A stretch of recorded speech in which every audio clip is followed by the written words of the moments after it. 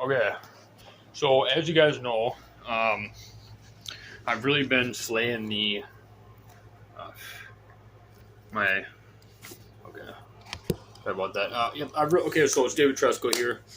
Once again, I have really been slaying the Northerns this year. I've probably caught I, I was thinking I was going to say 50, but it's definitely closer to 100. But I'd say no. I'd say 60, 70, maybe 70 in that range. It's a lot of smaller ones, but probably half and half. You know, a lot of the other ones were at least over 25 inches, which is nice northern, nice, and they're nice and heavy too. Few over 30. You know, I think the biggest one I caught was around 34. I had one that was probably 40 plus inches, and it snapped my fluorocarbon leader, which fluorocarbon, as we know, is definitely not bulletproof. As we know, it's not like steel leaders. But a lot of these steel leaders, they really screw up the action, especially considering I'm doing a lot of topwater fishing this time of year. I'm catching most of my fish, including the big ones, even this 40-incher I had here, in a foot to 3 feet of water. Some of them even in 6 inches, closer in towards me. Doing some diagonal casts and some sideways casts if I can get out on some trees. But no, I've been doing really good. I lost my 110 watt plopper today, which, if you guys know, I'm not rich, and a 110 watt plopper does run about $20 out here in Minnesota. It's like 18 something with tax. So, you're it's pretty big for a 110 watt plopper. I'm looking to try to get some better deals on them. Amazon sells them for $15, but the thing is, with Amazon, I hate to say this, I like Amazon. They produce some good stuff for some good deals for some things, but as far as fishing lures go, they're not much cheaper. You have to wait to get them, and I've had some not come with the hooks not on them, which that's fine. I can put the hooks on them, but I don't, normally carry a split ring splitter, and you'd think that the hooks would be on there like they're supposed to be within something, but that's not a huge issue. The issue is I don't know. They look a little bit different, a little foily, so I don't know if maybe they are a knockoff from somewhere, and Amazon doesn't even know that, but. Even the river to sea packaging sometimes looks a little different, which is odd to me. I know they change from year to year here. Water plopper's been out for a few years now, but water plopper is definitely by far my favorite lure. Is really a bone 10 watt, 110 watt plopper, and the reason why is because it's a perfect size. It's nice and big, and it makes some noise. You're not gonna have to be afraid of spooking fish with it. Even if you're in shallow water, I've caught smallmouth just a little bit bigger than the 110 watt plopper on it. And I know those are more aggressive fish, but in general, it works very well for northerns, largemouth, and smallmouth bass. Um, and I know muskies bite it too. So, but like I said, I'm really top water, especially this time of year, as these northerns are closer in towards shore, and as I'm a shore fisherman. But I want to let you guys know I have caught about 70. I'll put it in the link, but like I said, in this time of year, up here in the state of Minnesota, Wisconsin, these Midwestern states, a lot of these river fish are going into the marshes of the northerns and the muskies, and they're feeding on, frogs as they start to come out. Mice is a huge one for them, snakes, all creatures and different prey down the food chain there.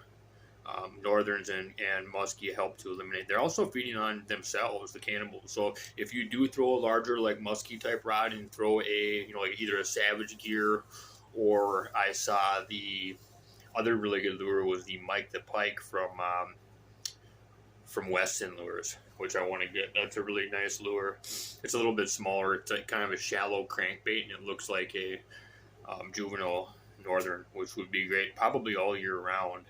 My only concern was if it dives a little too deep, But the Zero Minnow Bass Pro, that was probably the best lure that I was using for northerns.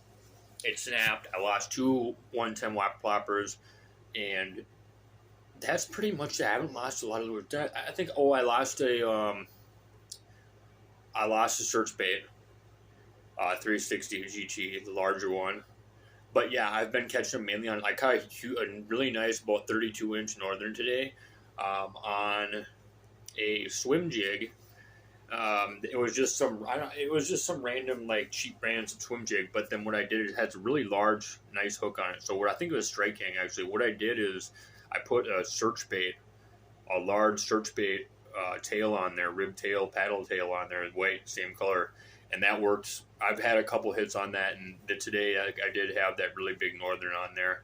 Actually snapped my pole because I don't use Nestland. I think that it makes it really easy, and if I was going to just harvest maybe then I would use more nets.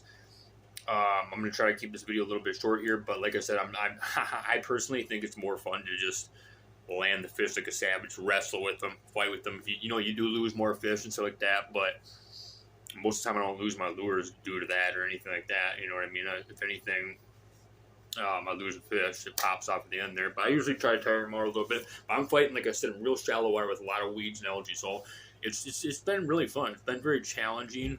And the cool thing is the challenge isn't just finding one fish the whole day. You know, that's fun too, but that's not the challenge. The challenge is there's quite a bit of fish in this area, but the challenge is fighting them in that shallow amount of water, setting the hook, making sure you're making sure you're able to land them and stuff like that, and also finding those little secret spots in these pressured areas, because some people do know about these honey holes.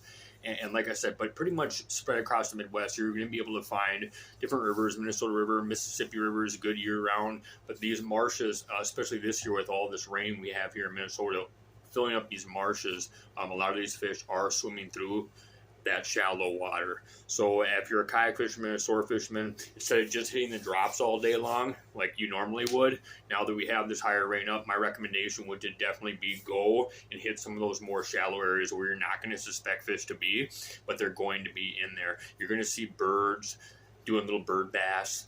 That's a meal for a northern. You're going to see mice, field mice going through there. Muskrats are a northern diet if it's a huge northern or if it's a big muskie. Like I said, also in these marshes, you might even run into a muskie.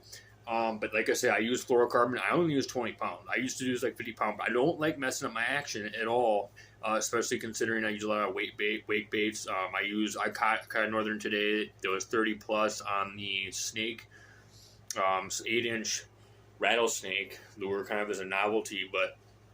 But no, like I say, it's been great. If you guys have any questions, comment me with your information and I can get to you.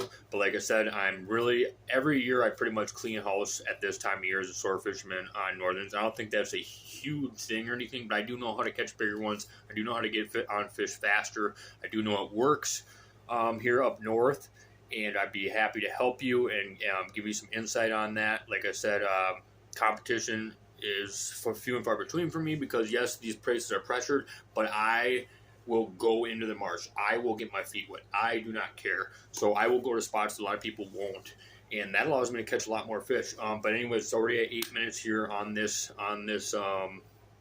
video, so I'm going to stop at that. Looking to go into some creeks here this year, and I'm going to let you guys know how that goes. It's always usually smaller northerns, but it's really cool because I got a lot of creeks here in Minnesota around the urban and Twin Cities areas that I can get to that are pretty small. I mean, anywhere from 20 yards wide to maybe get wider to 50 yards wide at times, but usually 20 yards, even 10 yards wide. Really, really narrow and sometimes slow or fast moving. There's little holes, but I think it's cool to walk through those because you're looking at, right now they're a little too high, but as they go down here, looking at 1 foot, 6 inches to 4 feet holes, but otherwise 6 inches to 2 feet of water that you're walking through. And you kind of got to sneak these fish, and you got to kind of finesse them out of there. And you're looking at a lot of snags if you're not a good caster. It takes an avid fisherman to be able to pull some of these smaller fish out of these creeks. I was able to pull a lot of largemouth bass 2 years ago. 2 seasons and summers ago, I was probably pulled about 100 largemouth bass, 20 of which were trophy size, 4 to 6 pounds.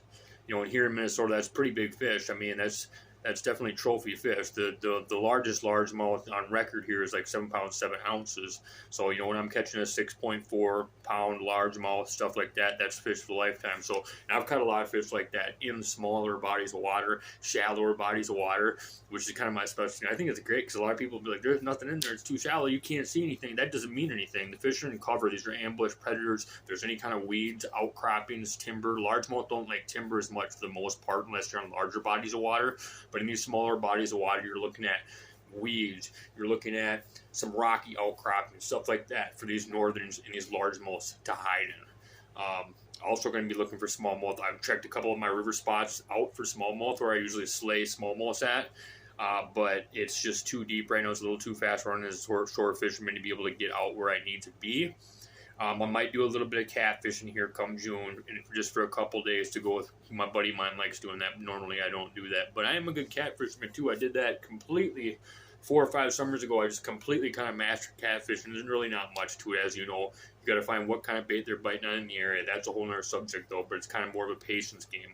Really not a finesse or lure game at all, but it's fun to do with buddies, especially if they're not really avid fishermen that know how to do everything. It's funner to just rig them up, sit out there, put a bell on, whatever you want to do if we're going closer towards evening time. But we're at 10 minutes and 40 seconds. Like I said, Sort of Boy Savage. This is David Tresco, friendly neighborhood fisherman here in Minnesota. Get at me.